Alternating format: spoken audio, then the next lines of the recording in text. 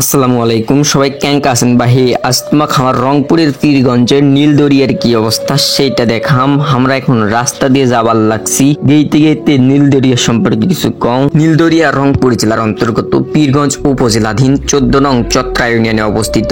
এখানে কুরাইশ বংশীয় পীর হযরত শাহ ইসমাইল গাজী সেন বংশীয় রাজা নীলাম্বের সেনের প্রাচীন স্মৃতি বিজড়িত বহু ধ্বংসাবশেষ রয়েছে। রাজা নীলাম্বরের নাম অনুসারে স্থানটিকে বলা হয় নীলদরিয়া। রাজা নীলাম্বেশ্বর ধ্বংসাবশেষ মূল জায়গাটি পানির নিচে চলে যায় প্রায় 90 একর জমির উপর, বর্তমান লেকের মতো এবং আইল্যান্ডের মতো দেখতে, এবং চারিদিকে ধ্বংসাবশেষ কিছু অংশ বিশেষ এখনো দেখা যায়। এবং এই স্থানটিকে পর্যটন কেন্দ্র হিসেবে গড়ে তোলার লক্ষ্যে বিভিন্ন কাজ করে যাচ্ছে। এখানে মনোরম পরিবেশে নদীর মতো পরিসরে নৌকা ভ্রমণ পিকনিক স্পট হিসেবে গড়ে উঠছে। ঢাকা রংপুর মহাসড়ক সংলগ্ন পীরগঞ্জ ও পলাশবাড়ী উপজেলার মধ্যবর্তী স্থান ধাপেরহাট। এই ধাপেরহাট থেকে 6 কিলোমিটার পশ্চিমে চত্রাহাট, চত্রাহাট থেকে অর্ধ কিলোমিটার পশ্চিমে নীলদরিয়াতে রিক্সা, ভ্যান, ঘোড়ার গাড়ি কিংবা টেম্পো যোগে যাতায়াত করা যায়।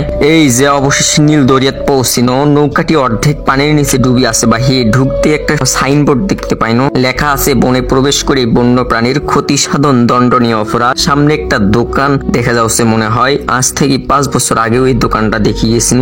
এই যে এটা আবার লেখা আছে নীলদরিয়া। একটা মাইক্রো দেখা যাচ্ছে, এটি নিয়ে ঘুরতে আইছে। সামনে আগে যাইতে একটা স্পিড বোট দেখা গেল, যার টিকিট নাকি 50 টাকা। এই যে পুকুর কাটি পার বান্ধিছিল, যাই হোক এই পাশে স্পিড বোট আইছে 50 টাকা, কিন্তু লজ্জা বাড়লাই। তোমাকে কিন্তু গোটা পুকুরটাই ঘুরে নিয়ে বেড়াবি। মোর সাথে আরো একজন ভিডিও করবে আইছে। বা হে একটা খেলনাও দেখতে পাইনু এই পাশে, আবার বসার জায়গাও করে তুছি বহুগুলো। আমি আবার খেলনা উঠনু, খেলনা দেখি ছোট থেকে অভ্যাস ছাড়বে মনে হয়। কিরে পাগল, ঢুল খাপা উঠছিল কিন্তু ভয় লাগছিল যদি সিঁড়ি পড়ে যায়। প্রাচীরের চিহ্নগুলো কিন্তু এখনো আছে, প্রাচীর কাটি রাস্তা বাহির করছে। এই যে এখন আমরা প্রাচীরের উপর আছি, কিন্তু সেই মজা লাগছে। এই জায়গা না আসলে সৌন্দর্য বুঝবেন। আজকের মতো এখানেই ভিডিও শেষ।